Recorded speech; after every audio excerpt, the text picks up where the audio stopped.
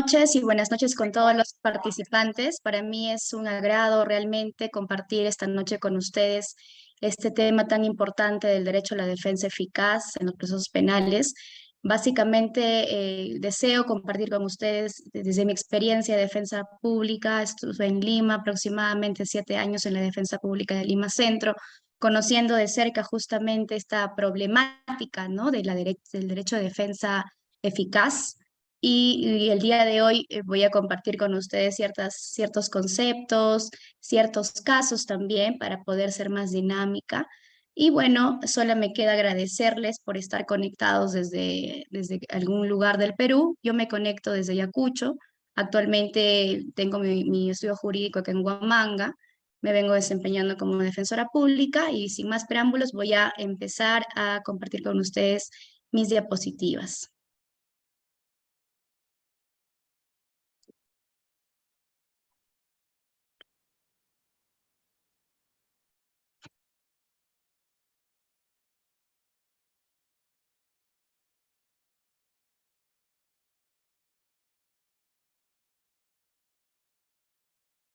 Doctora, disculpe, ¿puede confirmar si ya se logra ver las diapositivas?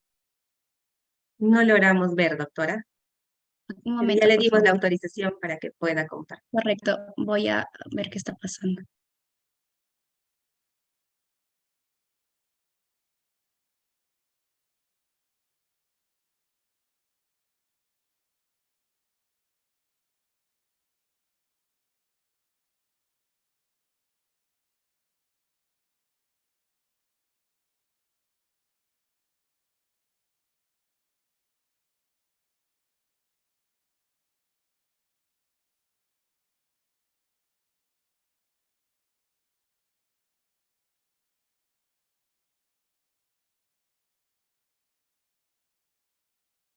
Ahora ya podemos visualizar, doctora, sus diapositivas. A ver, correcto, un momento, doctora. Bien.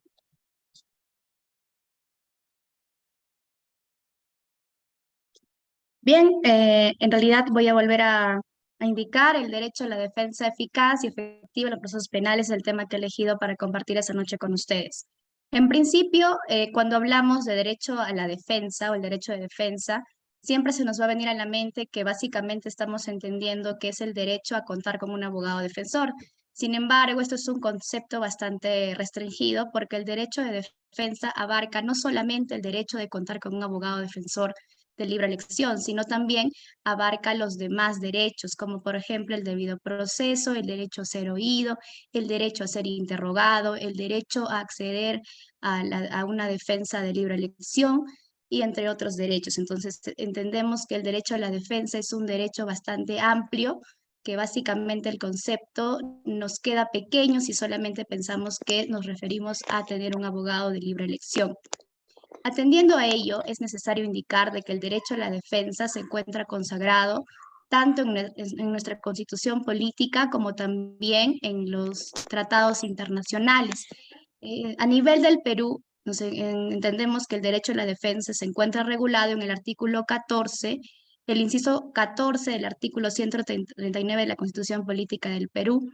Asimismo, tenemos que también recoge el derecho a la defensa en el inciso 1, el artículo 11 de la Declaración Universal de los Derechos Humanos. También encontramos el derecho de defensa en el inciso 3 del párrafo D del artículo 14 del Pacto Internacional de Derechos Civiles.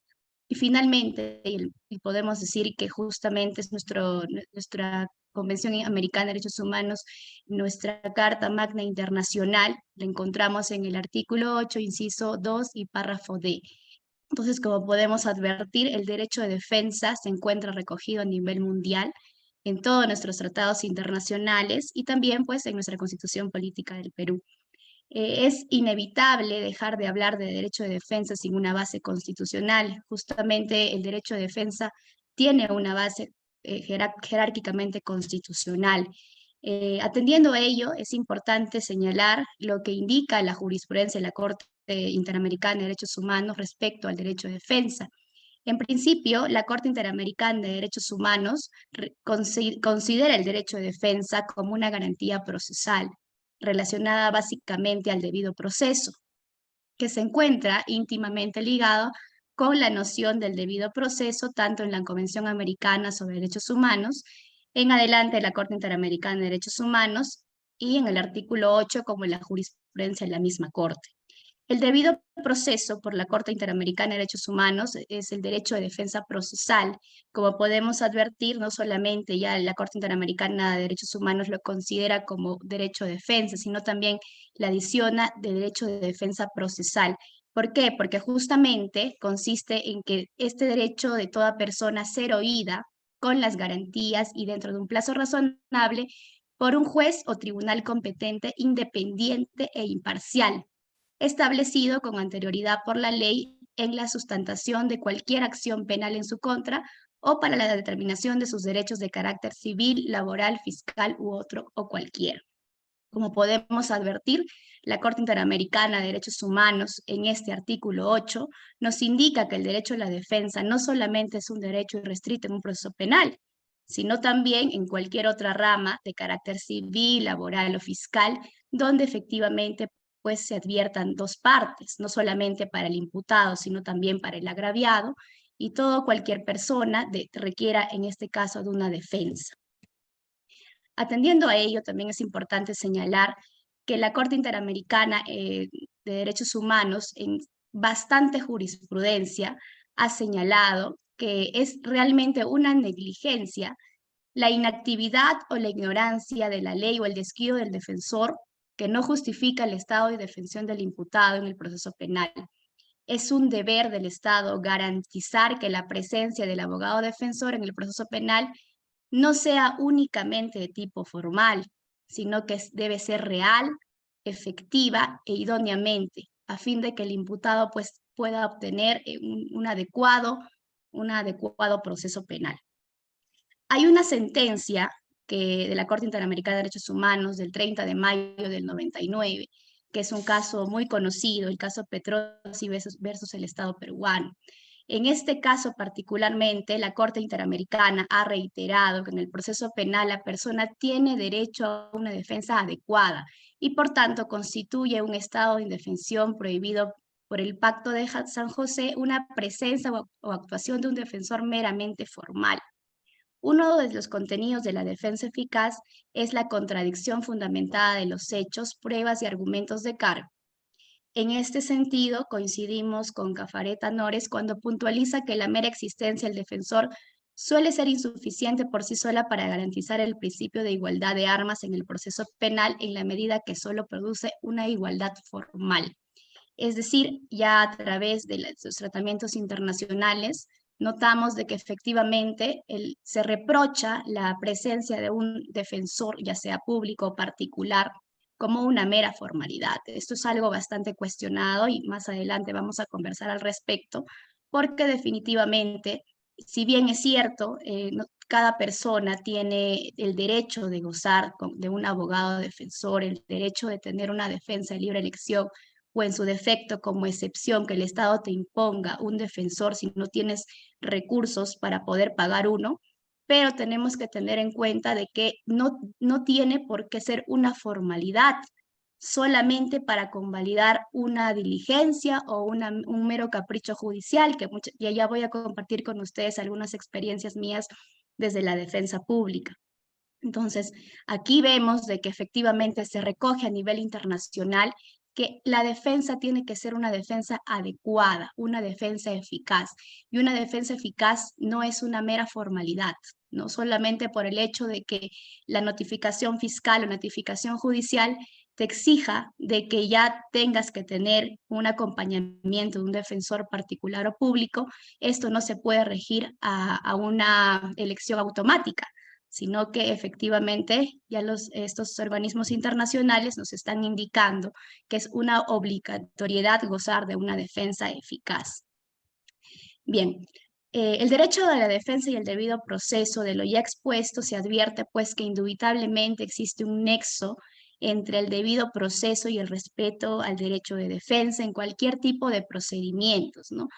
Como ya vemos, no solamente en un proceso penal, sino también en un proceso civil, un proceso de carácter laboral, desde una perspectiva, desde la jurisprudencia de la Corte Interamericana de Derechos Humanos. También indica la Corte Interamericana de Derechos Humanos en reiterada jurisprudencia que al referirse a las garantías judiciales o procesales consagradas en el artículo 8 de la Convención, esta Corte ha manifestado que en el proceso se deben observar todas las formalidades que sirvan para proteger, asegurar o hacer valer la titularidad o el ejercicio de un derecho, es decir, las condiciones que deben cumplirse para asegurar la adecuada defensa de aquellos cuyos derechos y obligaciones estén bajo consideración judicial. Como podemos advertir, la Corte Interamericana es bastante enfática para justamente dejar sentado claramente de que lo que se quiere es de que en todo proceso exija una defensa de carácter adecuada en estricto derecho al respeto de todos los derechos que devienen del derecho a la defensa y al debido proceso.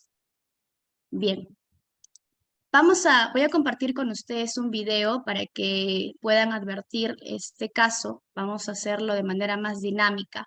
Es un ejemplo de lo que la Corte Interamericana ha sancionado justamente a Ecuador, en este caso Tibi versus Ecuador. En este caso, lo que la Corte Interamericana de Derechos Humanos sanciona es la mala actuación del Estado de Ecuador respecto a Tibi. Tibi era un extranjero que vendía sus productos de manera informal en Ecuador y él sufre una detención arbitraria. Voy a compartir con ustedes un video de 1 minuto para que podamos entender el caso y podamos comentarlo. Un momento, por favor.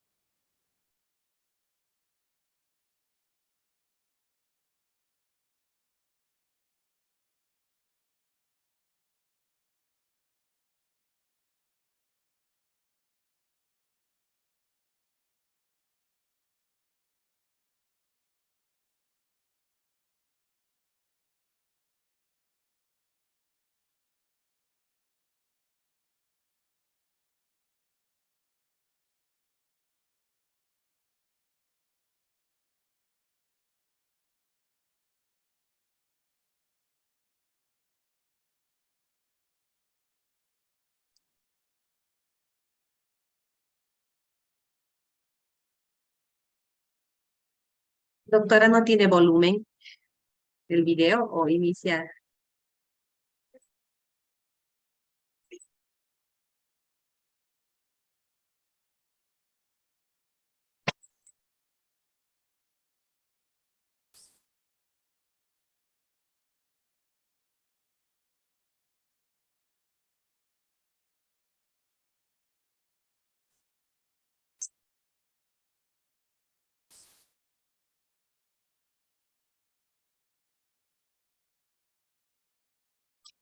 Doctora, disculpa que le interrumpa. ¿El video tiene audio, doctora, o solo son imágenes? Doctora. Doctora, ¿El video tiene audio, doctora? No sé, no tiene audio, no logramos, solo estamos viendo las imágenes.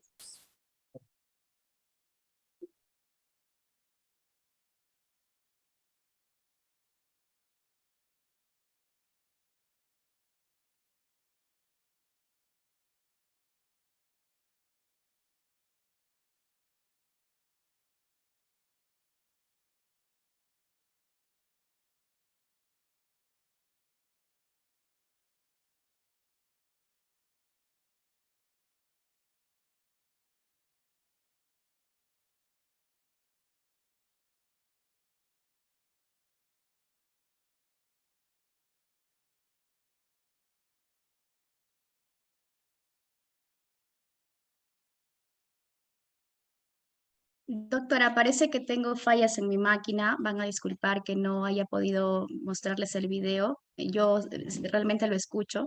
Bueno, sin embargo, voy a tratar de ya omitir el video para poder seguir con la exposición. Bien, en realidad este video era bastante ilustrativo porque nos permitía conocer en un minuto cuál había sido la circunstancia de este ciudadano Tibi. Este ciudadano Tibi, pues, como les vuelvo a repetir, era una persona que era un informal que vendía sus productos en la calle de Ecuador. Ya, en realidad, la vulneración que se tuvo a Tibit fue bastante cuestionable y bastante execrable porque no le permitieron ejercer su derecho a la defensa desde el momento que fue detenido. Esta detención posteriormente se determina que fue una detención completamente arbitraria en razón incluso a la discriminación, porque era una persona extranjera que por el hecho de vender sus cosas en la calle simplemente fue detenido de manera arbitraria. La Corte Interamericana de Derechos Humanos falla a favor de Tibi, indicando de que efectivamente el Estado de Ecuador habría vulnerado los derechos de defensa de este señor desde el momento de la detención, porque no le habrían permitido acceder a un abogado defensor de su libre elección, incluso desde su lengua materna, porque finalmente era un ciudadano extranjero que no hablaba español. Entonces, en esta sentencia es donde la Corte Interamericana de Derechos Humanos fija parámetros para sancionar el Estado de Ecuador, reprochando la condición y la forma que había sido tratada esta persona particularmente en esos años. Bien. Asimismo, es pertinente señalar ya con el preámbulo internacional que les he referido, cómo es que el derecho de defensa es introducido en nuestro ámbito nacional. La Constitución reconoce el derecho de defensa en su artículo 139, literal 14, en virtud del cual se garantiza que los justiciables en la protección de sus derechos y obligaciones, cualquiera sea su naturaleza, civil, mercantil, penal y laboral, no queden en estado de indefensión. Su contenido constitucionalmente protegido queda afecto cuando cualquiera de las partes resulta impedida de ejercer los medios necesarios suficientes y eficaces para defender sus derechos e intereses legítimos. Acá podemos advertir de que efectivamente esta es una sentencia del Tribunal Constitucional, la 1938-2014, cuyo argumento, cuyo fundamento es bastante similar a lo señalado en el artículo 8 de la Corte Interamericana de Derechos Humanos, que ya les he narrado, que justamente el Tribunal Constitucional en este caso de Guaura señala de que no solamente el derecho de defensa es un derecho pues del proceso penal, ¿no? Es un derecho también cuya naturaleza abarca más allá y también abarca pues el derecho civil, mercantil y laboral. Y es exclusivo de todos los justiciables. Cuando decimos todos los justiciables, estamos entendiendo pues que son tanto el agraviado como el imputado. Asimismo, tenemos otro caso bastante conocido, que es el caso del Tribunal Constitucional versus Perú.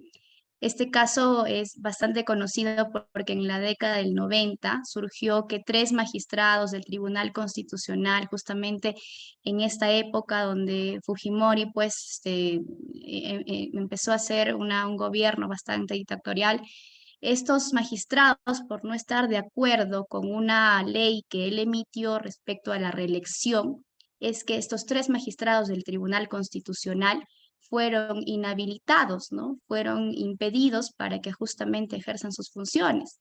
Es ahí donde estos tres magistrados inician una batalla legal contra el Estado peruano, agotando la vía interna, llegan a la Corte Interamericana de Derechos Humanos y este es el denominado y muy conocido caso de Tribunal Constitucional versus Perú, donde en este caso efectivamente la Corte Interamericana también sanciona al Perú.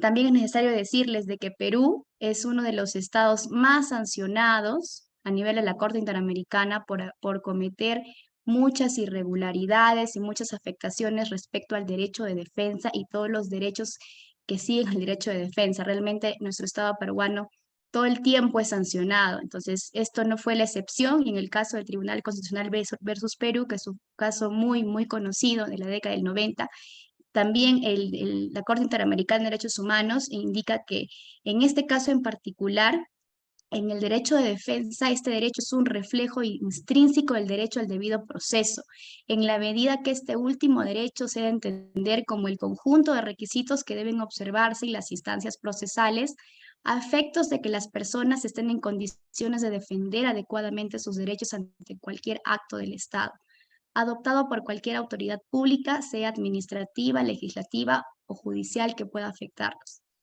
Bien, asimismo, tenemos el contenido, lo indicado en el expediente 4799-2007, el Tribunal Constitucional, que también nos refiere respecto al derecho de la defensa, que es el derecho el contenido del derecho de defensa se desprende en dos principios notables del proceso penal, siendo el primero la contradicción y el segundo el acusatorio. Respecto al primer principio, es necesario que se realice un detalle preciso y claro de la imputación y tener la posibilidad de ser oído en juicio. Y respecto al segundo, la obligación de los órganos competentes en torno a la acusación, con estricto respeto y cumplimiento de los lineamientos que sean establecidos en nuestro país, siendo que la acusación debe ser promovida por un órgano diferente al juzgador. Como podemos advertir, estamos hablando de dos principios, la contradicción y el segundo, que es el acusatorio, que necesariamente están vinculados al derecho de defensa, porque definitivamente nosotros como abogados litigantes no podemos defendernos, no podemos contradecir si es que no conocemos cuáles son los cargos en contra de nuestros patrocinados. No podemos adivinar de manera abstracta lo que el fiscal quiere investigar si no nos dice claramente qué cosa es lo que tenemos que defendernos. Entonces, ambos principios están íntimamente relacionados y justamente en esta sentencia, en este expediente es que el Tribunal Constitucional ha hecho su desarrollo. Bien, ya teniendo en cuenta el marco internacional y el marco nacional del derecho de defensa, es importante resumir de que, como pueden advertir en la diapositiva, el derecho de defensa no solamente es el derecho a tener un abogado defensor, sino también tenemos muchas ramas, como por ejemplo el derecho a ser oído, el derecho a intervenir en igualdad de armas en la actividad probatoria y utilizar medios de pruebas pertinentes, ¿no? No nos pueden restringir este derecho, porque justamente nuestro sistema adversarial acusatorio se caracteriza por la igualdad de armas en la actividad probatoria.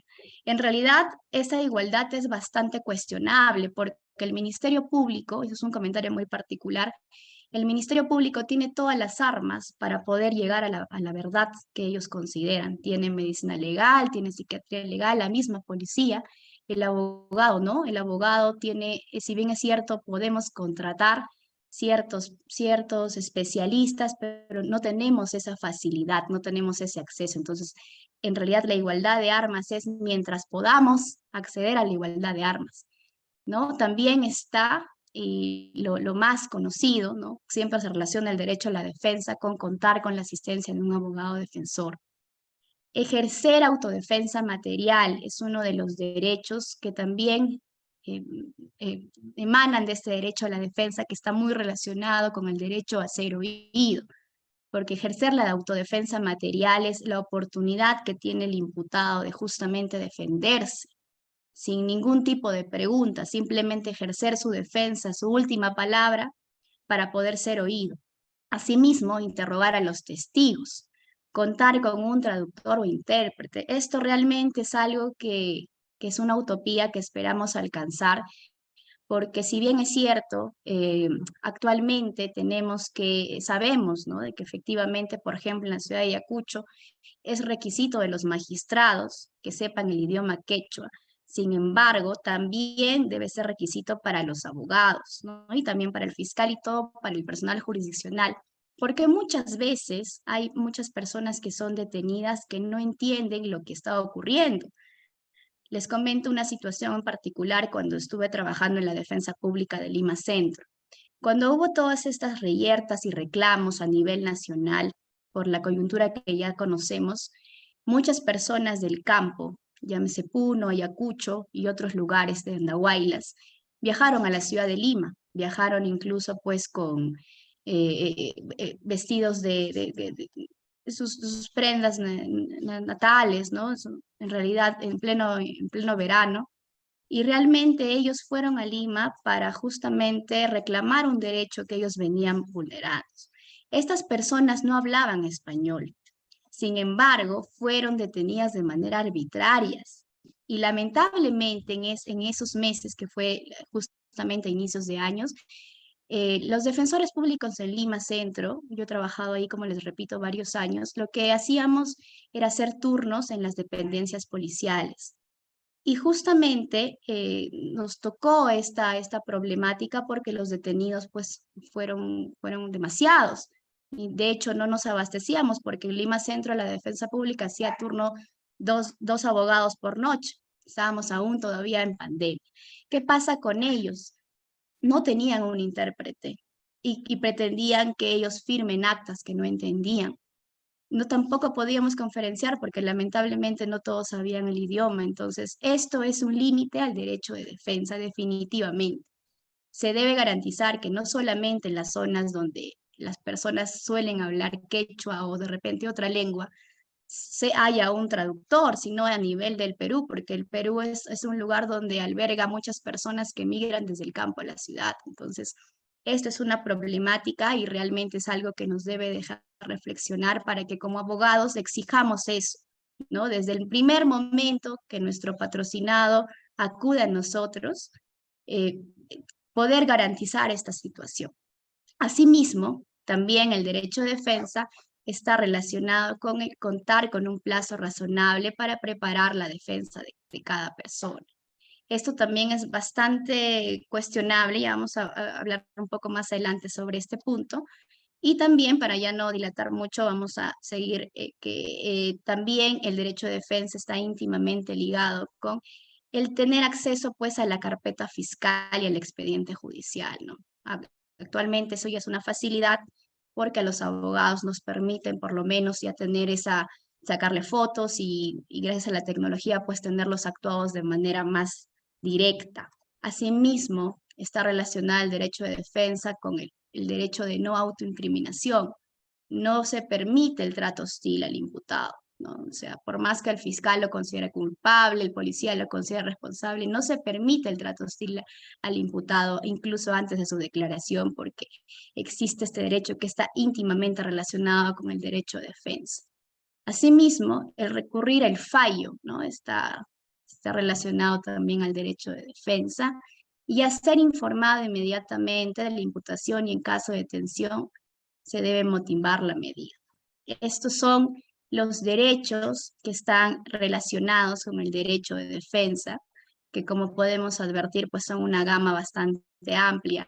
De todos estos derechos están relacionados intrínsecamente al debido proceso, ¿no? A tener un debido proceso. Bien. Bien, atendiendo a la exposición, siguiendo con la exposición, vamos a tocar justamente vamos a desarrollar de manera bastante dinámica todo lo que es la gama de estos derechos que ya les he mencionado, como por ejemplo el derecho a ser informado inmediatamente de la imputación y de las razones de la detención.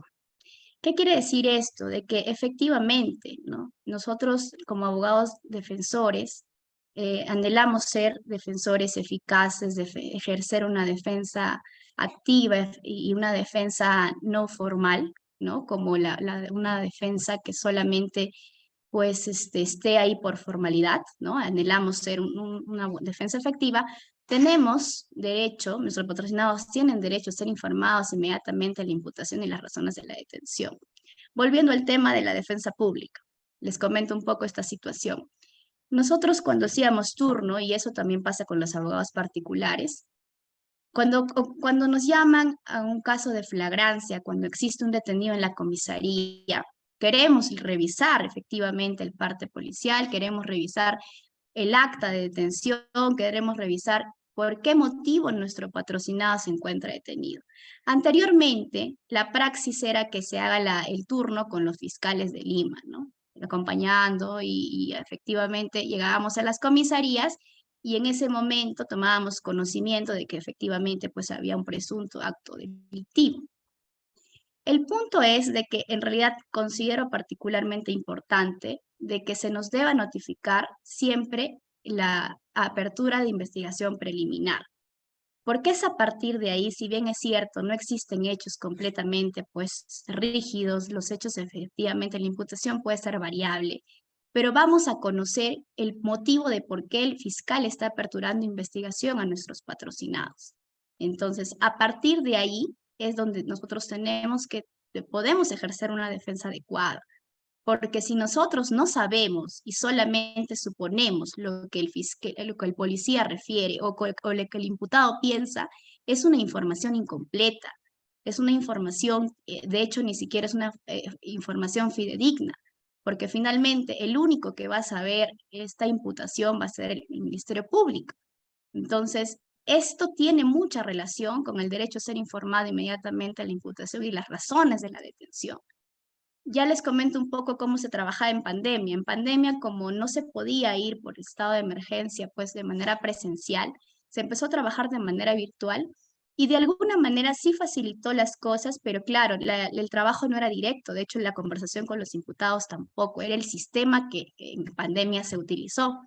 Entonces, en el turno, lo que ya nosotros hacíamos como defensa pública era exigir, previo a la conferencia, a hablar con el imputado, previo incluso a aceptar un caso penal de turno con el fiscal, lo que hacíamos era exigir que primero nos remitan la apertura de investigación fiscal. Era incómodo al inicio, se empezaron a quejar que cómo es posible que los defensores públicos no acepten este patrocinio, que es usted en su norma, que nos vamos a quejar, pero realmente era una necesidad y solamente la práctica hizo que los fiscales, en la totalidad de diligencias, les comento en Lima Centro, es una experiencia porque sé que en otros distritos judiciales eso no ocurre. De hecho, que en Ayacucho les comento que en el primer caso de turno que llevé, al final, después de, prácticamente una hora antes de que el vencimiento de la detención me notificaron la apertura, pero es una práctica que debe ser, que no debe ser amparada. La práctica regular debe ser que nos notifiquen la apertura de investigación y a partir de ahí poder nosotros defender y ejercer una defensa adecuada.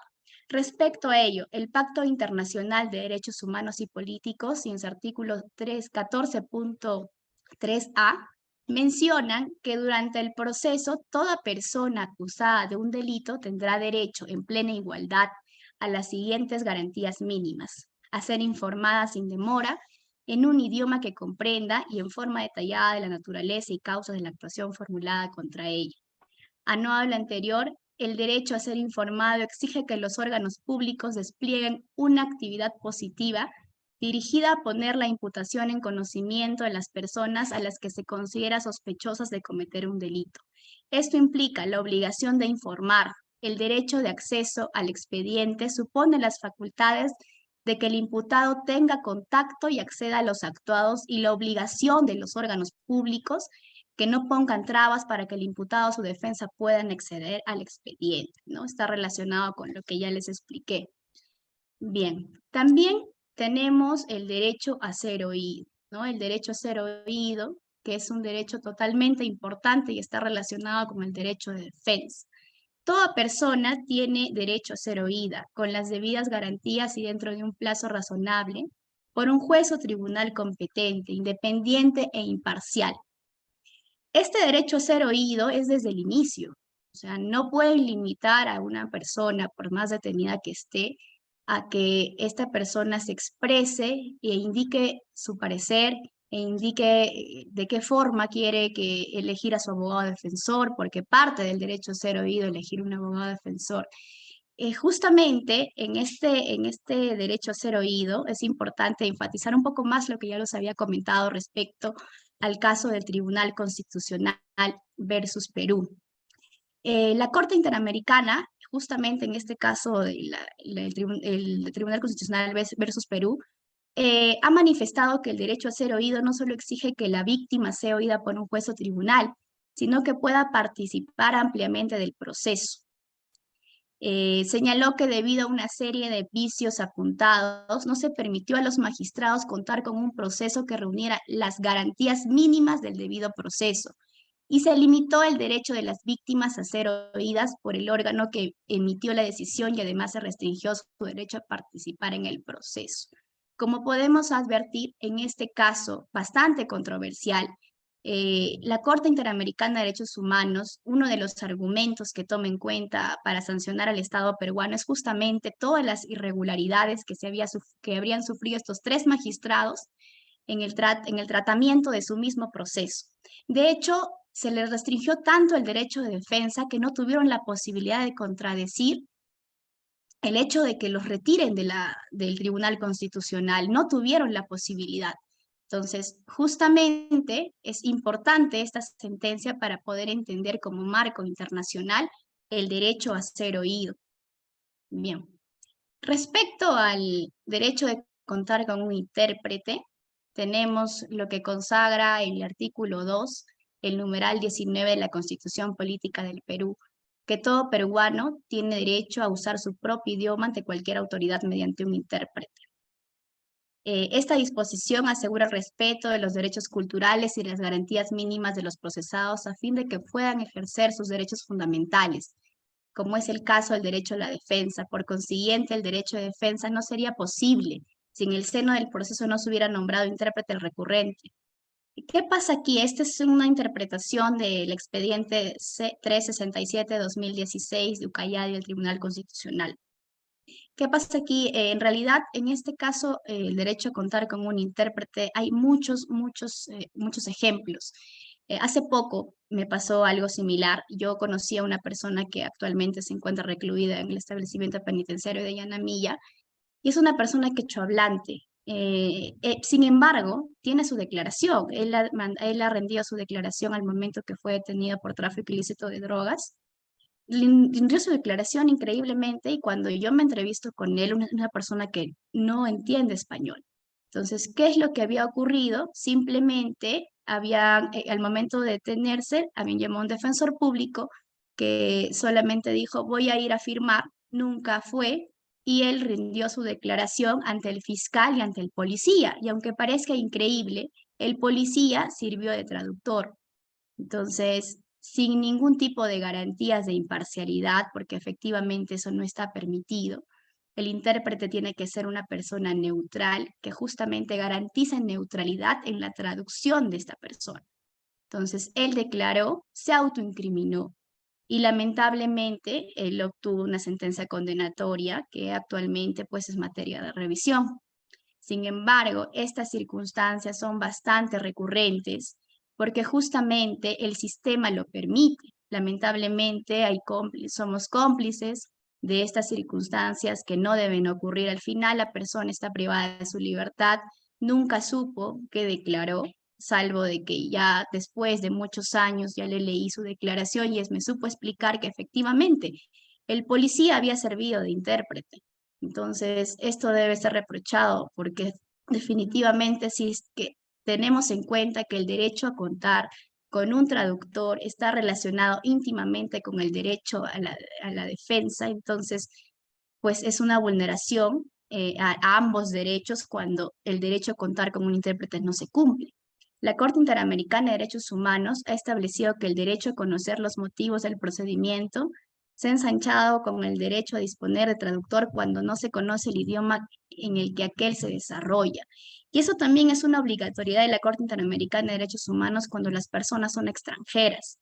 Porque si bien es cierto, las personas latinas hablan el mismo idioma español, son bastante entendibles, hablo por algunos dejos, cuando la persona es extranjera y no domina el idioma, también es necesario un intérprete, ¿no? Es un intérprete de la lengua que ellos manejan, entonces se debe garantizar en todo aspecto de que esta comunicación, el derecho a ser oído, el derecho a contar con un intérprete que está completamente relacionado, pues tenga una garantía desde el momento en que esta persona es detenida, desde el primer momento, ¿no? No puede pasar una etapa de su declaración o ya hasta juicio y en juicio recién un intérprete, no, tiene que ser desde el inicio. Bien. Tenemos como siguiente punto el derecho a contar con un plazo razonable para preparar la defensa. Esto es algo bastante controversial también, porque si bien es cierto, el Código Penal nos establece plazos legales, plazos que están permitidos para justamente absolver una acusación fiscal o plazos de la prisión preventiva, incluso los plazos de detención, que son plazos legales. Sin embargo, tenemos que también enfatizarnos en la razonabilidad de estos plazos, ¿no? ¿Qué pasa? Les pongo un ejemplo de una persona que ha tenido un defensor público toda la investigación preparatoria. Lo acusan y el defensor público cambia, renuncia, se va y simplemente ya le llega la notificación a esta persona imputada para que pueda absolver la acusación fiscal y contrata a un abogado defensor. Hablemos de un caso complejo.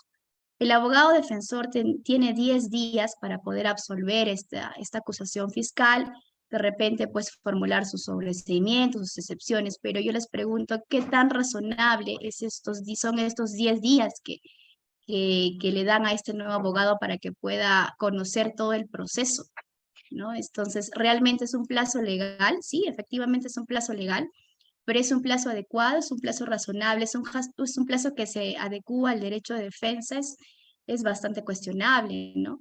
Yo también le comento otra situación bastante particular. Cuando yo trabajé en Lima Centro, en la defensa pública, cuando no había pandemia y en el antiguo código existía el juzgado de turno permanente de Lima Centro, que se encuentra todavía en la avenida Bancay. ¿Qué pasaba? Este turno era de 8 de la mañana a 8 de la noche. Entonces, por mes, los defensores públicos éramos designados para ejercer justamente el turno una vez al mes en este juzgado. ¿Qué pasaba? Uno llegaba a las 8 de la mañana y realmente era una cuestión bastante sorprendente, ¿ya? Y es algo que hemos aprendido a manejar. ¿Qué pasaba? Llegábamos a las 8 de la mañana y el secretario del juzgado de turno permanente de ese momento de turno nos notificaba hasta 10 prisiones preventivas. Hasta 15 prisiones preventivas hemos llevado muchas veces. 15 prisiones preventivas de personas que no tenían recursos o 15 prisiones preventivas que no sabíamos porque efectivamente nos notificaban en ese momento porque el turno empezaba a las 8 de la mañana. ¿Cuál era el plazo razonable que se nos daba como defensores públicos? ¿Cuál era el plazo razonable que realmente necesitábamos para ejercer cada defensa si todas las programaciones eran cada media hora? Realmente les comento y les soy sincera, una pelea constante con los magistrados, tratar de ejercer una buena defensa y sobre todo tratar de hacerles entender que definitivamente no era un plazo razonable. Un plazo razonable tal vez para el juzgado que se le estaba venciendo a su detenido, ¿no? Ya eran 48 horas, faltan pocas horas, pero la persona que estaba detenida, que estaba sometida a una audiencia de prisión preventiva, ¿cuál es el plazo razonable que se le estaba dando para que su abogado se pueda preparar? Entonces, son realidades realmente que sí ocurren. O sea, esto es de la práctica, les hablo de mi experiencia. Muchas veces hemos hecho lo imposible como profesionales y lamentablemente pues el órgano jurisdiccional dice, no, pero la defensa pública es una defensa necesaria, ¿no? O sea, necesaria entre comillas y necesaria, ¿necesaria para qué? Necesaria para la persona que necesita un abogado, pero a costa del plazo irrazonable, ¿no? Entonces, esto es bastante cuestionable. Sin embargo, se debe procurar de que efectivamente debamos de contar con un plazo razonable para preparar nuestra defensa. Después de esas ocurrencias, se modificó internamente a través de un reglamento las horas que debería contar un defensor público para conocer un nuevo caso de prisión preventiva y dijeron de que era pues un mínimo de 3 horas. Pero si es un mínimo de 3 horas y en ese momento te dan 3 prisiones preventivas, ¿qué hacer también, no? Entonces, es por eso que digo que el problema en realidad también es parte del sistema, porque el sistema lo permite. El sistema es un sistema que actualmente no ve todo el tema que ahora estamos hablando de todos los derechos internacionales, el derecho de defensa como un derecho muy importante que deviene de otros derechos, sino que el sistema pareciera que permite ese tipo de arbitrariedades, ¿no? Que de verdad debemos de evitar y debemos de, desde nuestra perspectiva, ya seamos defensores públicos o privados, siempre garantizar una adecuada defensa con un plazo razonable para poder conocer el caso, porque en unas horas no se puede conocer un buen caso y no tiene nada que ver con que seas un buen o mal profesional, simplemente es el hecho de que realmente es irrazonable tratar de conocer en 2 horas un caso que ha llevado pues más tiempo para la fiscalía, no estamos hablando de igualdad de armas. Bien, respecto al derecho de no autoincriminación, también es un derecho que se encuentra intrínsecamente relacionado con el derecho de defensa. Así lo establece la Convención Americana de Derechos Humanos en su artículo 8, inciso 2, letra G, el cual indica que el imputado de un delito tiene derecho a no ser obligado a declarar contra sí mismo ni a declararse culpable. Esto es bastante cierto, ¿no? Porque anteriormente en el Código derogado se decía que se presume responsable quien guarda silencio. O sea, hemos evolucionado bastante y actualmente pues ya no existe esa situación. El derecho a guardar silencio es algo que es completamente permitido.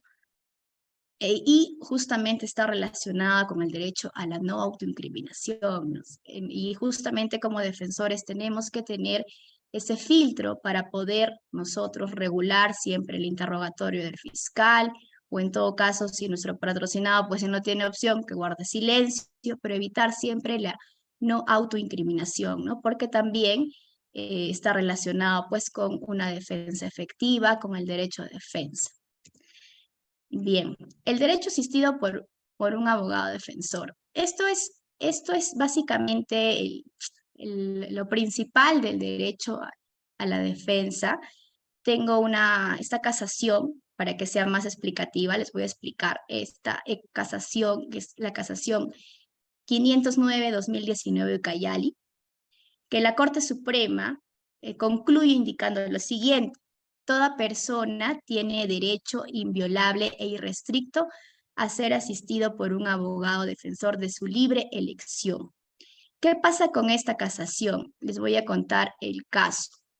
Este es un recurso de casación que fue interpuesto por el sentenciado José Luis Durán Mendoza. La sala que lo sentencia es la sala de Ucayali, ¿no? Les cuento un caso. ¿Cómo es que empieza este caso?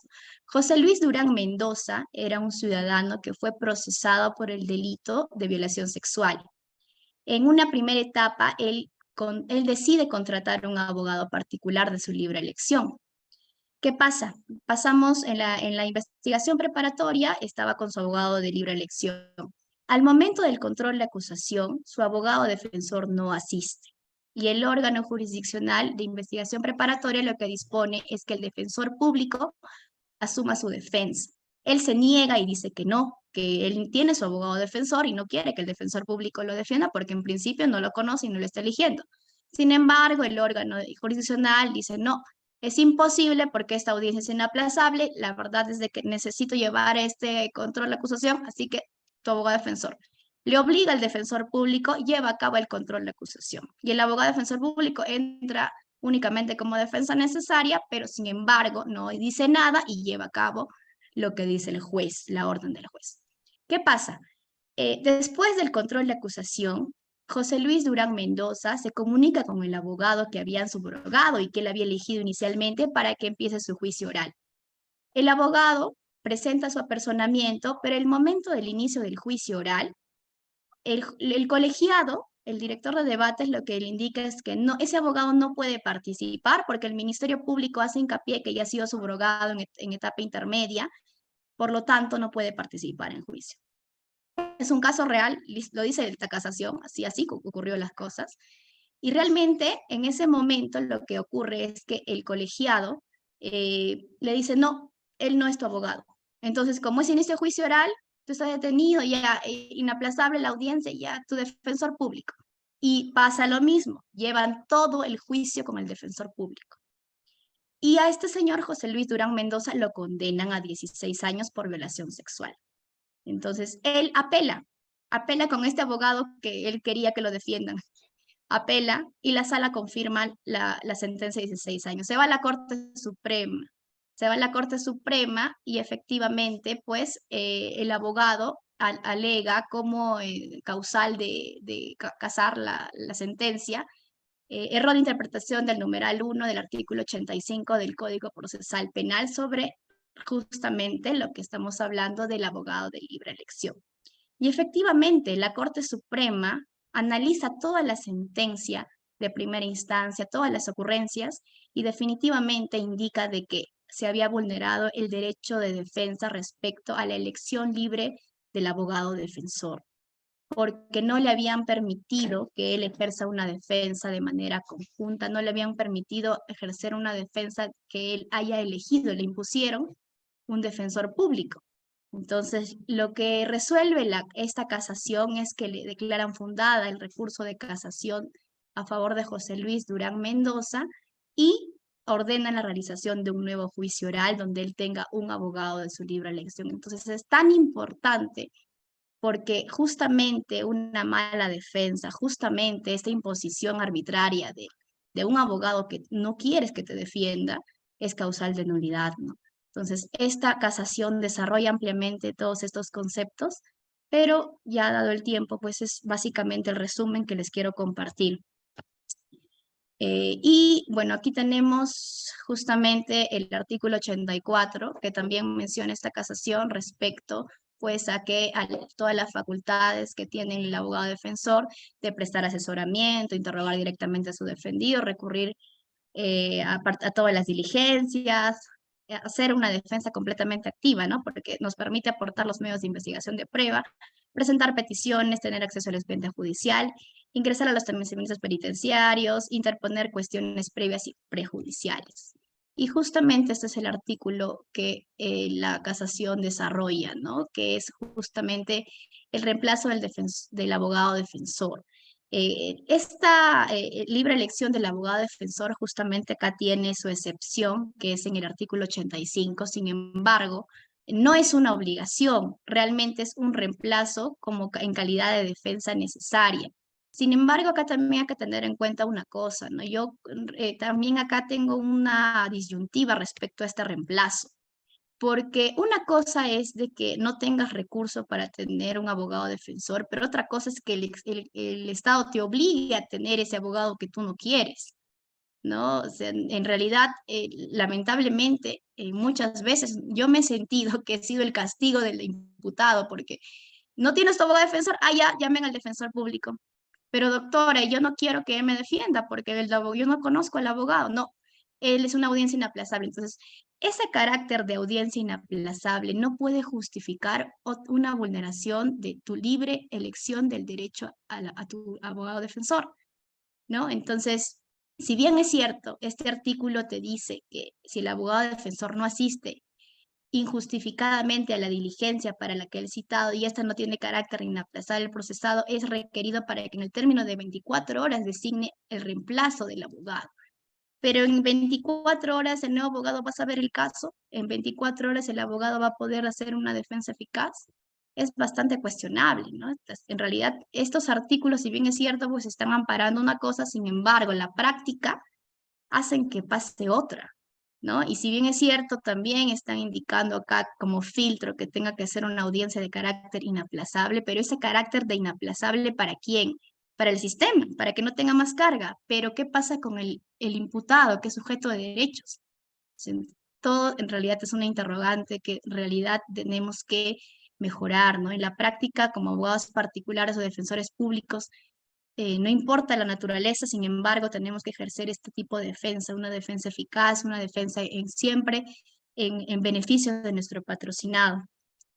Y es ahí donde justamente la defensa pública hace su aparición, ¿no? En la defensa pública yo me siento muy orgullosa de haber sido defensora pública tanto tiempo. Realmente la defensa pública, como dirían, es un apostolado porque realmente trabajas con el corazón del abogado, ¿no? Entonces, la defensa pública es una excepción justamente al derecho de libre abogado defensor, que en realidad la defensa pública está compuesta pues por nuestros colegas que realmente tienen una preparación ardua y un reto en la práctica.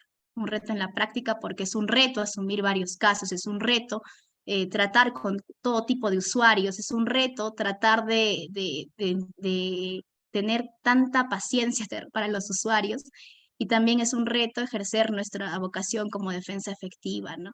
Y también es un reto luchar con el órgano jurisdiccional o con los fiscales que solamente quieren convalidar el plazo, quieren convalidar la diligencia con la presencia formal del defensor público, ¿no? Entonces, aquí nace pues la defensa pública, que realmente si Si la defensa pública es un ente bien impartido, en realidad es bastante beneficioso porque justamente garantiza este derecho a las personas que no tienen recursos, pero se trastoca el rol de la defensa pública cuando ya es una defensa formal o es una defensa que solamente sirve para tapar el hueco, ¿no? No viene el abogado, haya defensor público. O una audiencia inaplazable, no viene el defensor privado, el defensor público. Entonces, realmente es algo que también debemos mejorar y que el sistema lamentablemente lo está permitiendo. Bueno, acá vamos a hablar un poco sobre lo que es básicamente la defensa pública. Les comparto algo también bien importante y que es también necesario decirlos. Hay un concepto que no tiene un encuadramiento legal. Ustedes busquen en Google incluso cuando buscamos defensa necesaria, nos va a salir incluso legítima defensa. ¿Qué es una defensa necesaria según la ley del servicio a la defensa pública? Como su nombre mismo lo dice, una defensa necesaria es una defensa que alguien que necesita defensa. Eso es básicamente alguien que necesita defensa, alguien que requiere una defensa legal, está la defensa pública a través de la defensa de víctimas, defensa penal. Pero esta defensa necesaria, entre comillas, es una defensa efectiva, es una defensa eficaz, es una defensa necesaria. Son tres palabras, tres denominaciones que son completamente diferentes. Entonces, una defensa necesaria tiene que ser una defensa efectiva y tiene que ser necesariamente una defensa eficaz. No se puede quedar como defensa necesaria, como solamente el término necesita un abogado, no, sino que esta defensa tiene que ser efectiva y eficaz. Y para que eso ocurra, el sistema tiene que dejar trabajar a los defensores públicos, definitivamente, ¿no? Tiene que comprender que no solamente la carga laboral, la carga del sistema, la carga de las audiencias tiene que llevarse a cabo porque tiene que llevarse, sino detrás de cada caso hay un ser humano que merece defensa. Entonces, procuremos siempre que esta defensa necesaria en las audiencias sea una defensa efectiva y también sea una defensa eficaz. Justamente esta normativa de la defensa pública ampara esta situación indicando lo siguiente: en los casos de personas investigadas, procesadas o condenadas por los delitos contra la administración pública, bueno, acá indica sobre todo cuál es la excepcionalidad, ¿no? Pero sobre todo lo que quiero hacer énfasis es, dice, el patrocinio de la defensa pública se presta solo en los casos de defensa necesaria, siempre que la persona no cuente con recursos económicos y no tenga otro mecanismo de defensa legal a su favor. Aquí debería decir solo en los casos de defensa necesaria, efectuando defensa eficaz y efectiva, porque la defensa necesaria, como les digo, es una palabra que solamente se puede llenar el vacío. Como requiere abogado, haya defensa necesaria, ¿no? No está su abogado defensor, es una audiencia inaplazable, defensa necesaria. Entonces, esto debería ser más complementado para que justamente esto tampoco lo permita. Bien, ya para ir culminando con el tema, resumiendo todo lo que hemos conversado esta noche, en realidad concluimos de que la defensa eficaz es un presupuesto de validez del proceso penal. Definitivamente esa es la conclusión a la que podemos llegar. Y en definitiva, la garantía de la defensa procesal exige que los actos de la defensa técnica necesariamente se efectúen como crítica oposición a la pretensión punitiva. La defensa que no se realice bajo este parámetro debe considerarse nula, ya que el imputado en estricto no habría contado con un abogado defensor que permita el ejercicio de su defensa. Asimismo, es importante señalar un caso bastante trascendental, es el caso de Herrera Ulloa versus Costa Rica, donde en relación a este proceso, la Corte Interamericana, al referirse sobre las garantías judiciales, también conocidas como garantías procesales, ha establecido que para que en un proceso penal existan verdaderamente dichas garantías, conforme a las disposiciones del artículo 8 de la Convención, es preciso que se observen todos los requisitos que sirvan para proteger, asegurar y hacer valer la titularidad y ejercicio de un derecho. Es decir, las condiciones que deben cumplirse para asegurar la adecuada defensa de aquellos cuyos derechos o obligaciones están bajo consideración judicial. Entonces, en definitiva, la defensa eficaz es el único presupuesto para que exista una validez en el proceso penal. Como ya les dije, ¿no? La defensa eficaz está relacionada con todos los derechos que ya hemos mencionado, que estos deben ser respetados dentro de un Estado constitucional de derecho, en un debido proceso, independientemente de la materia, no solamente en el proceso penal, sino también en el proceso civil, constitucional y laboral. Bien. Eh, existen condiciones para ejercer una defensa eficaz, definitivamente que las hay. La Corte Interamericana de Derechos Humanos ha señalado que el derecho de defensa no se agota con la sola presencia de un abogado en las actuaciones policiales o judiciales, sino que requiere que sea eficaz. Es decir, que desarrolle sus funciones solo formalmente, sino que lleve efectivamente una defensa encargada. El derecho de defensa implica que ésta sea eficaz, oportuna, realizada por personal técnico que permita fortalecer la protección de los intereses del imputado y no como un simple medio para cumplir formalmente con la legalidad del proceso. Por ende, cualquier forma de defensa aparente resultaría violatoria de la Convención Americana. ¿Qué nos exige? Definitivamente, ¿no? Que si la persona detenida, que detenida cuente con el lugar y el tiempo adecuado para televisarse con su patrocinio, sin demoras, sin interferencias, sin hostilidades también, porque lamentablemente en las dependencias policiales muchas veces encontramos los tratos hostiles del personal policial con el detenido, sin interferencias, sin censura y en forma plenamente confidencial. Muchas veces vamos,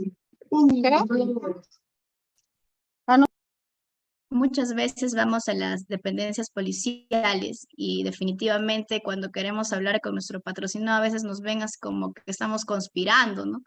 Pero en realidad es un derecho, ¿no? Es un derecho que es parte del derecho de defensa, que podamos conferenciar de manera reservada porque es práctica, es nuestra estrategia de defensa, ¿no? Que debemos cuidar desde un primer momento.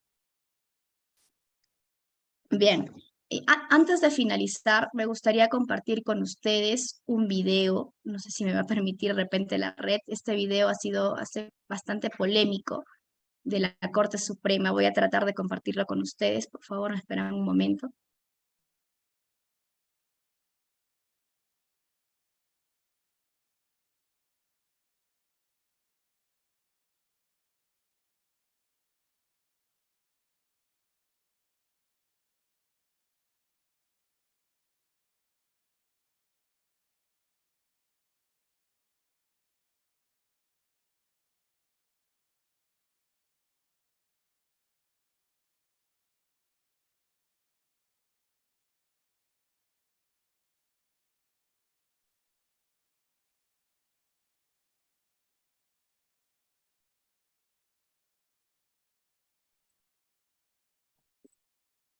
Doctora, ¿me escuchan el video?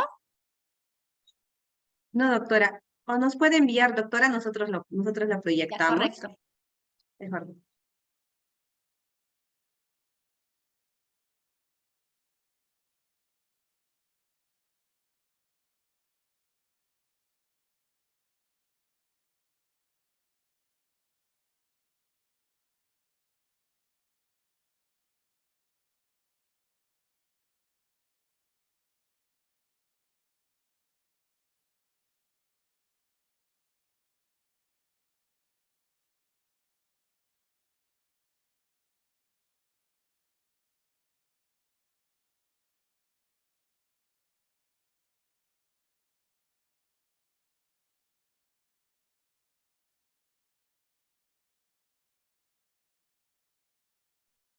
Doctora, acabo de enviar.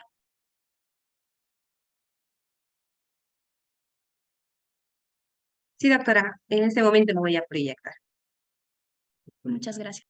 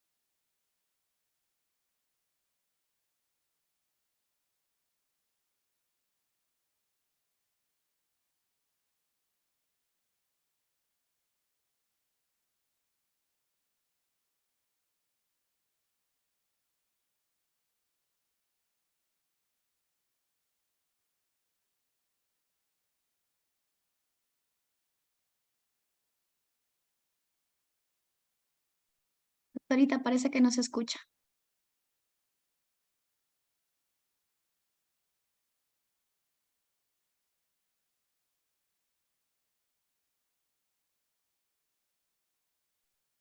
¿No tiene audio, doctora? Ahora. Sí tiene audio.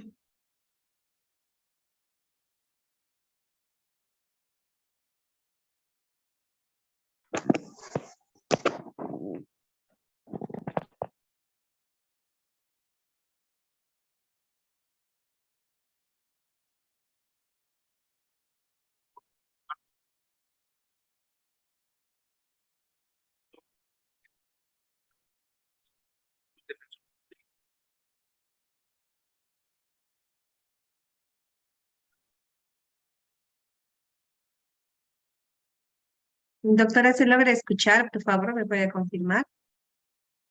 No, doctora. De repente los demás participantes sí puedan escuchar, pero el video en realidad tiene audio.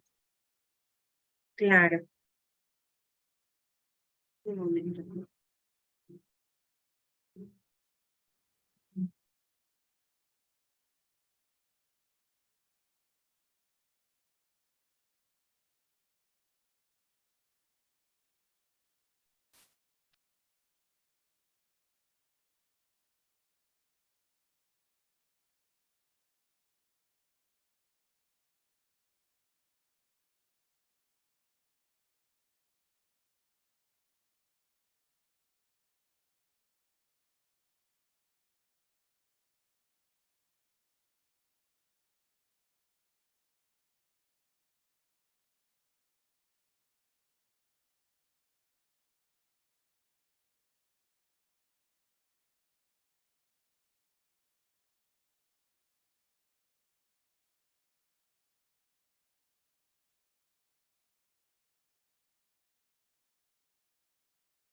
Ni idea tengo de qué cosa ha dicho usted. Demórese un poquito más para que podamos entender mejor. El número del teléfono. ¿Puede retrocederlo, doctora, por favor? Ahora sí. Doctor. Buenos días, señores magistrados de la Corte Suprema. Mi nombre es Javier Víctor Catachuras. No le escucho, doctor.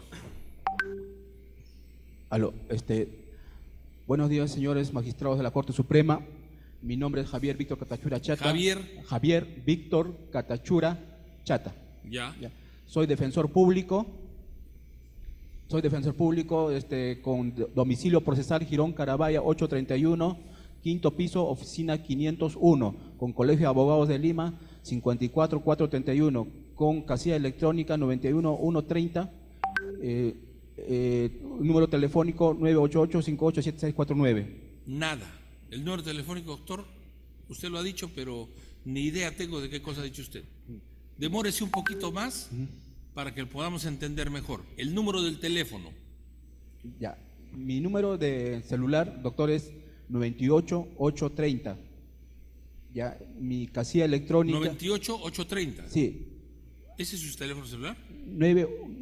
988-58.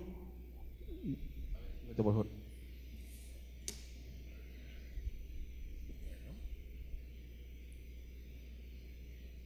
Los teléfonos tienen varios números, doctor, no tienen 4 números, ni 5 números. Sí, doctor, sino que he cambiado de número, doctor.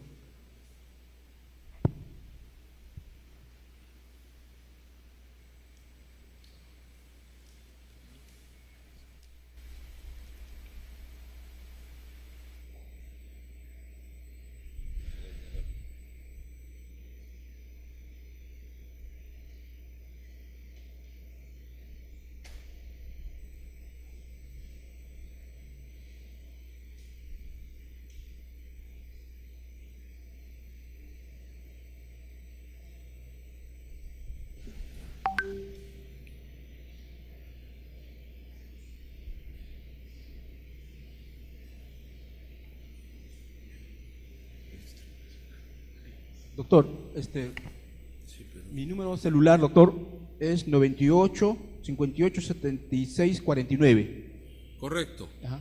Bien, el señor defensor público ha venido tan rápido que se ha olvidado su saco. No es que estemos cargados de formalidades Nosotros no usamos peluquín, como en otros lugares, tampoco usamos toga, ni estola, ni cosa por el estilo. Nuestra única distinción es la utilización de una cinta de colores. Cada color tiene su significado, tiene su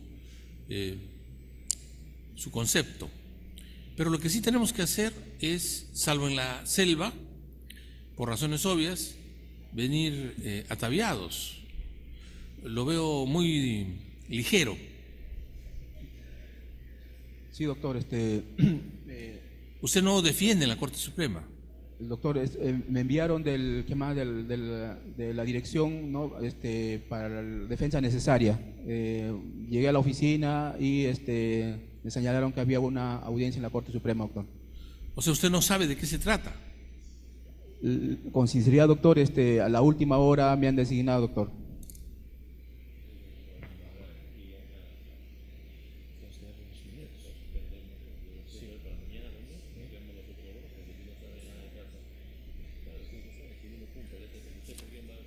¿Usted viene por quién? Doctor, soy defensa necesaria, no me han asignado a ninguna de las partes. O sea, usted no tiene conocimiento de por quién viene, pero viene usted, toma asiento y ya está. Usted nos tiene que decir eso, pues, doctor. No sé, señor, no me han asignado recién, no tengo, porque es parte del Estado el proporcionar una defensa razonable. Muy bien.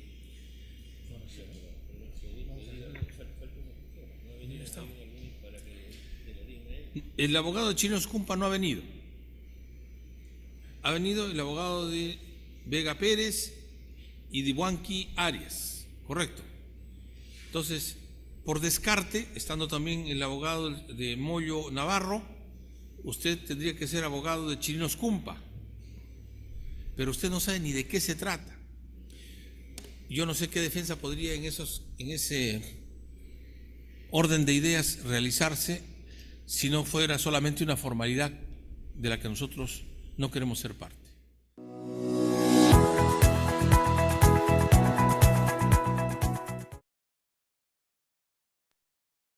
Bien, bueno, en realidad el video que les he proyectado resume todo de lo que he expuesto esta noche. Yo les comento un poco, en realidad muchos van a decir, ese defensor público no estaba preparado, ese defensor público que es irresponsable, pero la realidad no es así. Y les digo por qué. En Lima Centro, porque definitivamente el abogado defensor público es de Lima Centro, porque la Corte Suprema pues es justamente, tiene competencia, bueno, los defensores de Lima Centro ven los casos de la Sala Penal Nacional, la Corte Suprema y todos los juzgados de lo que corresponde propiamente a Lima Centro. ¿Qué pasa? Esto, lo que han visto, no es una realidad ajena, es una realidad cotidiana. ¿Qué pasa? Pasa de que la forma de designación del defensor público es mediante un documento. La sede, sea Corte Suprema, ya sea la sede policial, la sede que requiera un defensor público como defensa necesaria, como ya lo que les expliqué, y también el defensor público lo dice en la Corte Suprema, en calidad de defensa necesaria, llega a través de un oficio.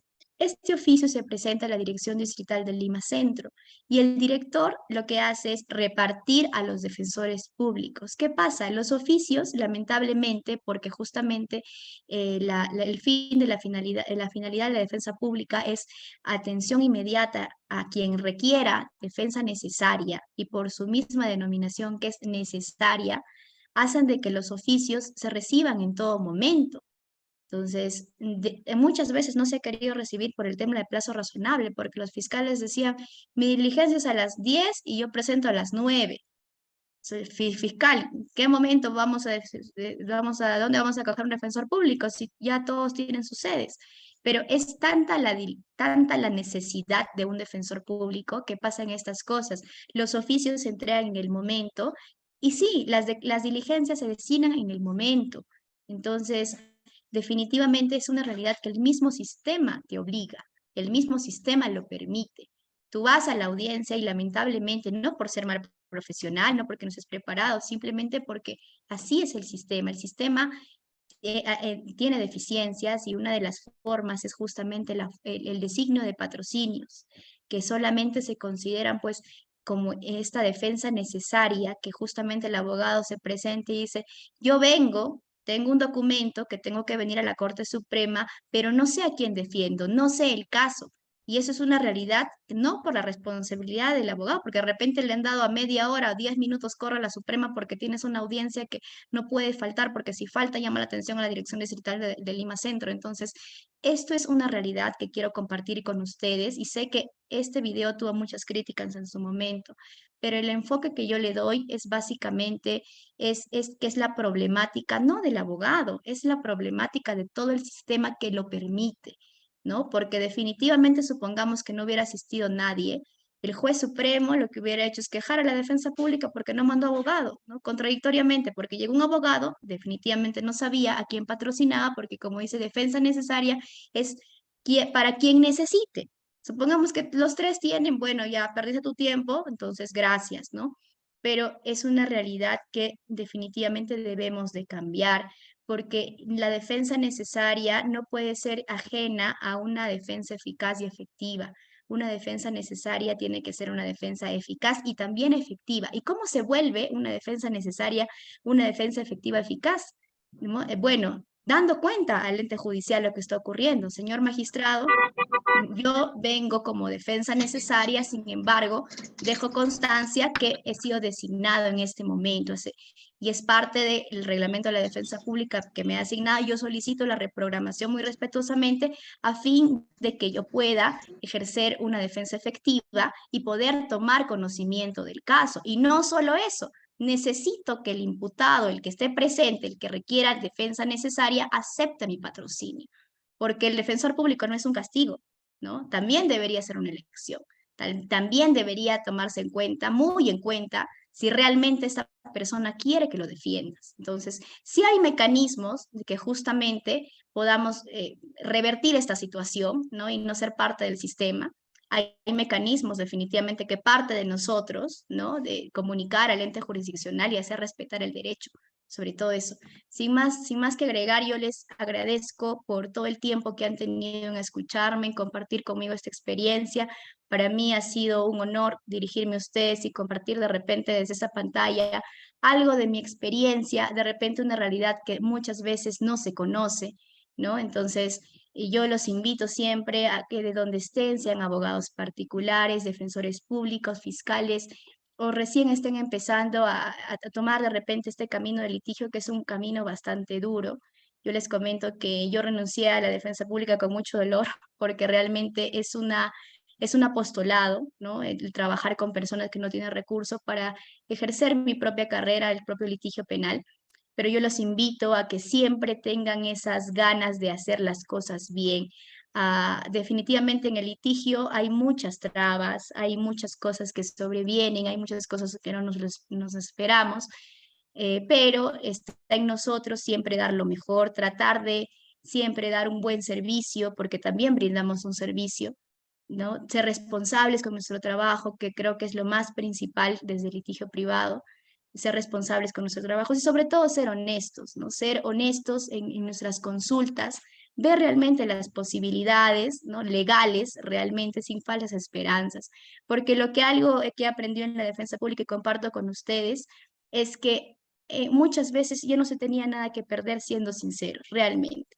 Entonces, las esperanzas legales existen y está justamente en nuestras manos trabajar con el imputado, con el patrocinado, ese camino, ¿no? Entonces, es ahí donde nace también ya el otro aspecto tan importante que va de la mano con la defensa eficaz y efectiva, que es el tema de la ética moral del abogado, ¿no? Seamos abogados correctos, seamos abogados que busquemos lo mejor y lo real para nuestro patrocinado, ¿no? Sin más que decir, les agradezco y me despido. Muy buenas noches. Gracias. Doctora, disculpa, antes que se vaya, tenemos dos preguntas, doctora, dos participantes que han levantado la mano. Correcto, doctora. Bien, doctora, le vamos a dar el pase a la doctora Rogelia Muñoz.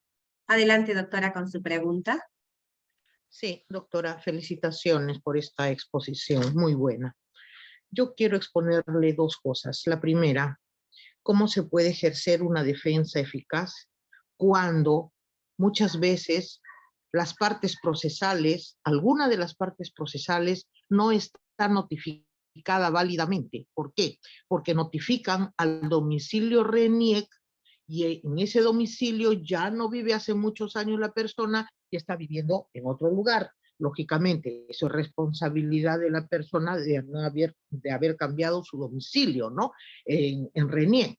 Entonces, se ven muchos casos en la práctica, muchos casos que se enteran cuando ya hay una acusación fiscal. Y durante toda la investigación preliminar, preparatoria, no han participado en absolutamente nada. Y lo segundo, doctora, yo entiendo que la contestación o la absolución de la acusación fiscal se equipara en el derecho civil como la contestación de la demanda. Entonces, si en el derecho civil para contestar la demanda hay 30 días, ¿por qué en el derecho penal se restringe solamente a 10 días? Eso siempre me he preguntado. Yo creo que podría haber alguna iniciativa legislativa para poder cambiar ese plazo. 10 días es bastante poco. 10 días es insuficiente, la verdad, porque verdad que hay a veces casos complejos, complejísimos, a veces 10.000 hojas para leer. No, en 10 días pues no va a leer 1.000 hojas diario, ¿no? Entonces, no, es difícil, no se asume una defensa eficaz, una buena defensa. Esas dos situaciones, doctora, yo quería exponer. Gracias. Doctora, muchas gracias por su pregunta. Desde Ayacucho le mando un saludo. Bien, en respecto a la última pregunta, para que no se vaya la idea, realmente, como ya lo había expuesto, el tema de los 10 días es bastante insuficiente, ¿no? O sea, si equiparamos incluso plazos en procesos penales y civiles, la importancia del proceso penal parece reducida en 10 días, ¿no? Y justamente aquí iba mi cuestionamiento de qué pasa cuando una persona tiene un abogado particular o simplemente un defensor público en toda la etapa de investigación preparatoria y tiene que contestar, tiene que absolver una acusación y de hecho incluso interponer un medio de defensa a su favor, porque en esos 10 días yo tengo que ver la manera de qué forma interpongo mi excepción o mi sobreseimiento. Entonces, ¿qué pasaría si es un caso complejo? ¿Qué pasaría si es un caso en el que definitivamente hay mucha documentación que revisar? 10 días son completamente insuficientes y comparto su opinión respecto a que debería existir una modificatoria respecto al plazo, ¿no? De hecho, es un plazo completamente insuficiente. ¿Y qué hacemos en 10 días? Porque prácticamente de esta contestación, de estos 10 días, va a depender mi etapa intermedia. Entonces, ¿qué pasa si yo ya no ofrezco absolutamente nada? ¿O qué pasa que simplemente no contesto? Porque no desconozco y se me pasan los 10 días. Entonces, evidentemente, aquí es donde volvemos a caer en el tema de la vulneración del derecho a la defensa, ¿no? Porque está relacionada con el plazo irrazonable. Y si bien estos 10 días es un plazo legal, porque no es un plazo ilegal, no es un plazo que se está contraviniendo con alguna otra normativa o otro dispositivo legal, pero este plazo siendo legal resulta arbitrario e insuficiente, ¿no? Entonces, a la reflexión también, doctora, comparto con usted respecto a ese punto y sobre cuestionar, evidentemente, pues una errada notificación, tenemos varios mecanismos, ¿no? Depende de la etapa que estemos, pero yo siempre recomiendo de que procuremos, ¿no?, la nulidad y retrotraer los actos hasta el momento en que el imputado realmente sea válidamente notificado. Entonces, ahí también va mi cuestionamiento y también un comentario muy personal, que en este tipo hay diligencias en donde no son inaplazables, pero para el fiscal sí lo son. Entonces, ¿qué pasa si en una visualización de video pasa lo que usted dice? Notifican al imputado en un domicilio que no es del imputado y simplemente llega el día de la diligencia de visualización de video de robo agravado, supongamos. Entonces, ¿qué ocurre? Ofician a la defensa pública y el fiscal exige que el defensor público asista. Y si el defensor público no indica que en este momento no va a participar, porque en principio no es una diligencia inaplazable, y segundo, él tiene que indicar de que él tiene que estar meramente pues aceptado por la persona, por el imputado, ¿qué pasa si se lleva a cabo esta diligencia con la mera formalidad del defensor público? Entonces, estaríamos llevando a cabo actos que posteriormente van a ser anulados, ¿no? Entonces, pero ¿qué pasa cuando nos topamos con jueces o fiscales que son arbitrarios? que simplemente validan esta presencia y al final llegamos a contra la acusación y ya pasó todo en contra, sin ninguna constancia, sin ningún tipo de análisis del caso. Evidentemente estamos advirtiendo también que se vulnera el derecho de defensa, se vulnera el derecho de defensa eficaz. Por eso justamente mi comentario iba que realmente es el sistema mismo, ¿no? El sistema mismo, y de donde estemos, tratemos de procurar que estas cosas no ocurran, ¿no? Desde nuestra perspectiva, desde nuestro ámbito, que estas cosas no se repitan y por lo menos tener voz para frenar este tipo de abusos, porque obviamente van a incidir sobre todo en nuestro derecho de defensa, ¿no? Que ya es un derecho muy importante, como les he mencionado. Bien, doctora. También tenemos otra pregunta del doctor Edson. Adelante, doctor Edson, con su pregunta. Doctora, buenas noches. ¿Escucha? Buenas noches, doctor Edson. ¿Qué tal? ¿Cómo está? Doctora, dos consultas. La primera es, ¿qué pasaría aquel ser humano que se encuentre inmerso en un proceso penal por robo, en flagrancia delictiva, pero este señor utiliza audífono para que pueda escuchar? Producto de esa circunstancia que ha sido detenido, lo perdió. Entonces, la única forma para que él pueda escuchar es el audífono, ¿no? Se llevan a cabo las diligencias, todo. Y después se determina de que esta persona no escuchó nada. ¿Eso tendría relación con el derecho quizás a un intérprete? No, pero ¿cómo se podría solucionar ese punto?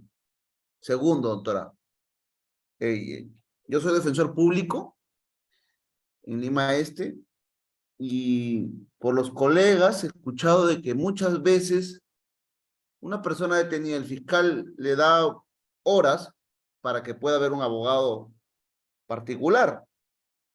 Le dan 3 horas, 4 horas, por ejemplo. Y si él ya no logra conseguir un abogado particular, se le asigna un defensor público. Pero hay casos donde el mismo detenido te dice, ¿sabes qué? Yo no quiero que tú me defiendas. Y hasta el último dice, no quiero que tú me defiendas, o sea, no quiero que nadie me defienda. Y entra en conflicto el derecho de defensa que tiene todo ser humano a elegir al abogado que él considere. Pero por un lado, no tiene dinero para un abogado particular, y por otro lado, no quiere que el defensor público asuma esa defensa. Entonces han habido esos enfrentamientos, doctora. No sé si usted, como cuando ha sido defensora pública, lo ha tenido, y cómo los ha solucionado, o qué consejo me puede dar o no puede dar. De repente a los 91 que somos defensores públicos, pero eso sucede a diario, doctora. Gracias. Doctor Edson, le agradezco por la pregunta. Vamos a partir por la última pregunta y realmente sí es una realidad. Muchas veces, como usted dice, los defensores públicos, particularmente yo me he sentido del castigo del imputado, porque te ponían unas horas, te decían, escoge tu defensor particular, no tienes el defensor público, castigo en otras palabras, ¿no? Si no, el defensor público vendrá. Es verdad, muchas veces los imputados, los detenidos, y justamente son estas personas cuyo plazo de detención se vence y necesitan esta asistencia para justamente definir su situación jurídica. Muchas veces me ha ocurrido de que no han querido que yo les defienda. Entonces, lo que yo he hecho es comunicar oportunamente este desistimiento del defensor público al coordinador. Y efectivamente, en todo caso, que si es que la diligencia es una audiencia inaplazable o no, ya si es que es aplazable, obviamente se suspende hasta que el señor pues tenga su abogado de libre elección, porque no podemos nosotros también como profesionales recibir ese trato de que no quieres y es castigo y rogándote para que te defiendes, eso no ocurre. Si es una audiencia inaplazable, se tiene que poner en conocimiento de la Dirección General para que justamente ellos solucionen ese problema, porque muchas veces nosotros como defensores públicos tratando de solucionar esos problemas nos metemos en más problemas. ¿Qué pasa? Que luego llevamos una audiencia y luego nos quejan de que supuestamente no era mi defensor, sin embargo ha estado presente pese a que yo no lo he elegido. Entonces, estas cosas lamentablemente son situaciones administrativas porque básicamente van a depender de ellos, ¿no? Pero yo, mi mayor consejo siempre es todo poner en conocimiento del coordinador de la defensa pública para que esto no ocurra, ¿no? O que se vea la manera de en algún momento el señor, ya uno mismo como profesional, si no lo convence, pues busquen otro defensor público, pues, pero no podemos nosotros asumir una defensa que no tengamos compatibilidad. De hecho, usted no me va a dejar mentir que la ley de la defensa pública indica de que el patrocinio tiene que ser consentido.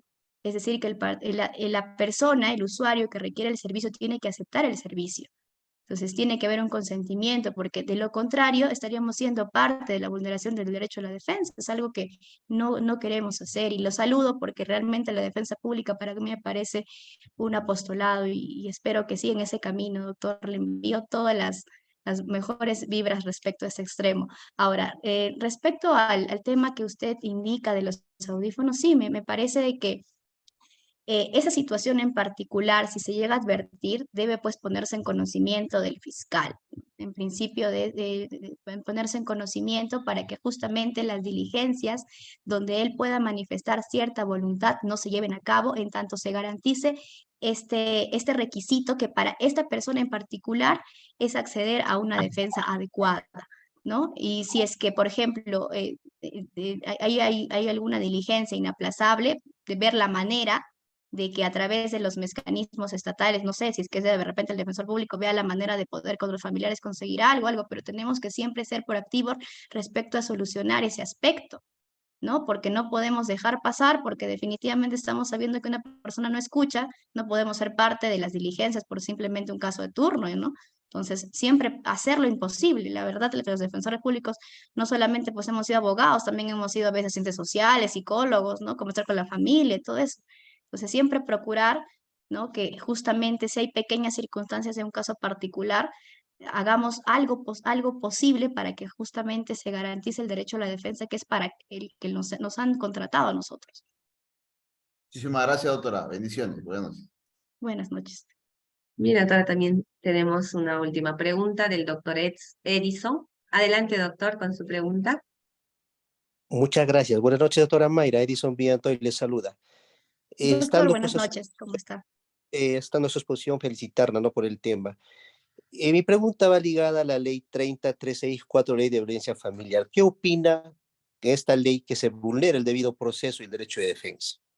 ¿Por qué? Porque las jueces de familia pues emiten un requerimiento, perdón, una resolución donde pues te restringe muchos derechos sin escuchar a la otra parte. Entonces, ¿qué opinión le merece ello que se vulnera por el derecho de defensa, el debido proceso y el contradictorio, ¿no?, más aún? Gracias, doctora. Claro, usted imagino, doctor Edison, que se refiere básicamente a las medidas de protección, ¿verdad? En relación a Conforme. la hoja de riesgo. Bien, definitivamente comparto su opinión porque, como ya hemos advertido, la Corte Interamericana y también los estamentos internos regulan el derecho de defensa no solamente pues para el imputado, sino también para ambas partes, tanto agraviado, imputado y en cualquier tipo de proceso, sea penal, civil, de familia. En este caso, evidentemente, pienso yo de que es una vulneración expresa el derecho de defensa. ¿Por qué? Porque básicamente este tema de la violencia contra la mujer ha sido bastante controvertido, es bastante mediático y lamentablemente la mediatez va a incidir siempre, la problemática nacional va a incidir siempre en las decisiones políticas del Estado, en este caso particularmente en el tema de la violencia contra la mujer. Entonces, por ese rubro resulta perjudicial porque estas medidas de protección ya se han determinado, ¿no? O sea, hay muchas opiniones que justamente las cuestionan porque son básicamente muy superficiales, ya, pero esto parte de la misma política pública, porque la misma política pública te obliga a que ese sistema sea así, que ese sistema avance de esa manera como un fin proteccionista. Pero en realidad, si vemos pues los estándares realmente de resultados, esto no tiene resultados, es un saludo a la bandera. Y ni siquiera hay la posibilidad de cuestionar. Muchas veces han recurrido a mí personas de que ya tenían medidas de protección en contra, ¿no? Pero no han podido hacer nada porque finalmente los notificaron, no se ve en la apelación el plazo y están ahí. Entonces, a la luz, a la cara de todos, ellos tienen antecedentes, tienen un registro de medida de protección que nunca fueron, nunca se defendieron, nunca dijeron, no, eso no fue así, eso no fue, yo no hice eso, o tengo ese documento que acredita que tal cosa no fue así, no estuve en el día de los hechos, por último. Entonces, es prácticamente algo que queda en la hoja y es algo completamente vulneratorio y sí atenta contra el derecho de defensa, pero yo creo de que es parte justamente de este sistema que es bastante sensacionalista y que con ese tipo de cosas busca justificar algunas falencias de de real resultado de efectividad por parte del Estado, ¿no? Gracias, doctor. Muchas gracias, doctora. Sí, doctora, tenemos también una pregunta de la doctora María Fernández. Adelante, doctora María, con su pregunta. Sí, doctora, buenas noches. Yo soy abogada litigante y he tenido oportunidad de asumir defensas que han sido asumidas en un principio por un defensor público. Tengo entendido que los defensores públicos ganan un sueldo mensual bastante bueno y cuando reviso yo las declaraciones que se han tomado en un primer momento en las comisarías, se limitan solamente a señalar de que guarden silencio o hay otras acciones que han podido tomar, algunas preguntas que han podido hacer y no las hacen. O sea, es muy frágil la defensa que realizan. La pregunta es la siguiente, doctora. Administrativamente, el Ministerio de Justicia sanciona a estos defensores públicos por la inacción y cuál sería el camino que se debería de seguir, porque a mí me parece que no está bien, pues, ¿no? Si el Estado te paga un sueldo, tú debes de cumplir con tu trabajo, ¿no? Entonces, esa es una deficiencia que yo veo cuando yo asumo la defensa como abogada particular. Gracias, doctora. Doctora, muy buenas noches. Atendiendo a su pregunta, bueno, efectivamente sí hay una sanción. De hecho, justamente las sanciones parten por las quejas directas de los usuarios, ¿no? En realidad, la defensa pública es una oficina que aparentemente está bien controlada, se rige justamente por las quejas de estos usuarios. Y la forma en realidad de quejar a un defensor es que simplemente se presente una solicitud de queja a la dirección distrital de la jurisdicción de que el defensor público esté presente, pero en relación a su pregunta, y bueno, eso tiene un proceso administrativo, pero básicamente es un procedimiento administrativo para sancionar al defensor público. Pero la actuación o en todo caso querer anular o no sé, subsanar este tipo de actuaciones en el caso en concreto de la defensa es poco probable. Y le digo por qué muy sinceramente, porque al papel, a la luz de la acta, a la luz de la declaración que ya se firmó, lamentablemente, mientras existe esa firma donde, salvo de que haya una situación que se haya dejado constancia, algo que acredite que esto no ha ocurrido, esta acta de la declaración o de guardar silencio, qué sé yo, donde ha participado un defensor público, para la valoración probatoria es algo legal y es algo válido porque ha estado presente un defensor, un abogado defensor. Entonces, lamentablemente, si bien es cierto, podría haber una sanción de carácter administrativa por parte de en contra de este defensor por una mala praxis. Sin embargo, en realidad, en el mismo proceso penal, esto no va a incidir mucho, porque finalmente la diligencia se llevó a cabo, ¿no? Entonces, para evitar ese tipo de cosas, yo siempre digo, ¿no? No seamos parte de este sistema que justamente permite esas defensas necesarias, ¿no? Mal actuadas, sino que tengamos ya el chip de poder, si en algún momento estamos ahí, tratar de mejorar esta situación, ¿no?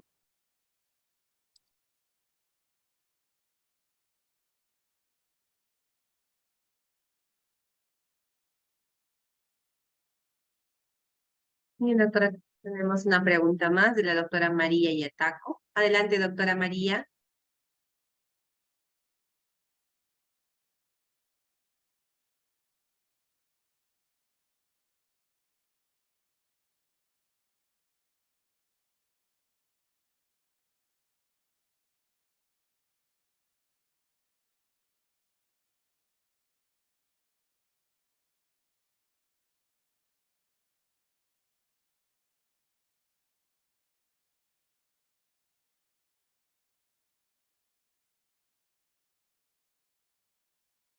Doctora María. Bien, doctora, creo que su audio está mal.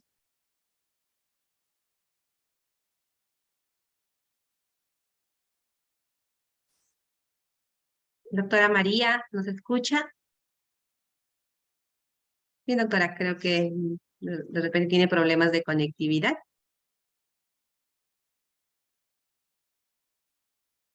Mi estimada doctora Mayra, agradecerle por su excelente ponencia del día de hoy. A nombre de nuestra institución, ANDAP, esperamos contar con su participación en los próximos eventos académicos. Nuestros participantes han quedado muy satisfechos y contentos por su participación el día de hoy. Muy buenas noches, doctora. Que tenga una Muchas bonita. gracias, doctora. Ha sido un honor compartir con ustedes. Hasta otra oportunidad. Gracias con todos.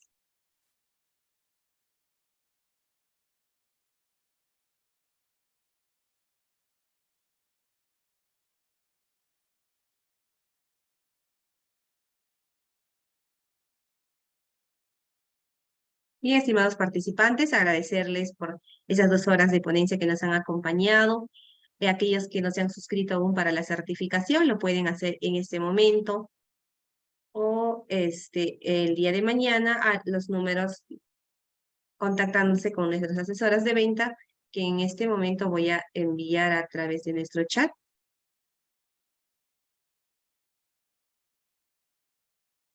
Bien, el costo de la certificación del presente evento académico que acaba de culminar es de 20 soles. Los beneficios es la certificación física y digital, el acceso a su aula virtual las 24 horas, donde podrán encontrar su certificado digital, la clase grabada, así también como